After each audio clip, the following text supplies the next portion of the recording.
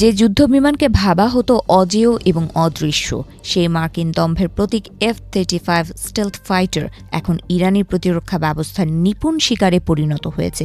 ১৯ March শেষ রাতে ইরানের কেন্দ্রীয় আকাশসীমায় ঘটে যাওয়া এই ঘটনা সামরিক ইতিহাসে এক নজিরবিহীন অধ্যায়ের সূচনা করল।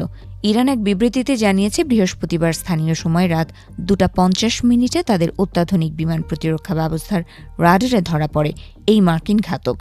নিমিষেই ধেয়ে যায় ইরানি ক্ষেপণাস্ত্র। তেহরানের দাবি, আঘাতটি এতটাই জোরালো ছিল যে বিমানটির বিধ্বস্ত হওয়ার সম্ভাবনা শতভাগ। দীর্ঘদিন ধরে যুক্তরাষ্ট্র ও ইসরায়েল দাবি করে আসছিল যে তাদের F-35 প্রযুক্তিকে টেক্কা দেওয়ার সক্ষমতা কারোর নেই। কিন্তু গত ফেব্রুয়ারিতে সর্বোচ্চ নেতা আয়াতুল্লাহ আলী খামেনি নিহত হওয়ার পর শুরু হওয়া এই সংঘাত এবার নতুন রূপ নিল। ১২৫টিরও বেশি ড্রোন ভূপাতিত করার পর এবার সরাসরি পঞ্চম প্রজন্মের যুদ্ধবিমানে আঘাত হেনে ইরান প্রমাণ করল তাদের আকাশসীমা এখন দুর্ভেদ্য এক দুর্গ।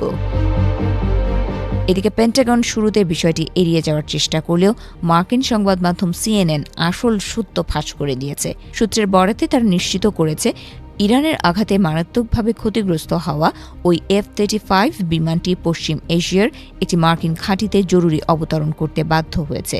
প্রযুক্তির শ্রেষ্ঠত্বের যে ফানুস আমেরিকা উড়িয়েছিল, তা আজ মধ্যপ্রাচ্যের ধুলোয় লুটোপুটি খাচ্ছে।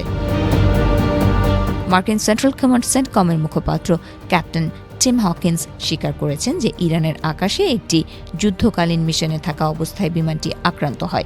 এটি কেবল একটি যান্ত্রিক ত্রুটি নয়, বরং সরাসরি ইরানি প্রতিরক্ষা ব্যবস্থার আঘাত, যা এখন খোদ মার্কিন সামরিক মহলে আতঙ্কের সৃষ্টি করেছে।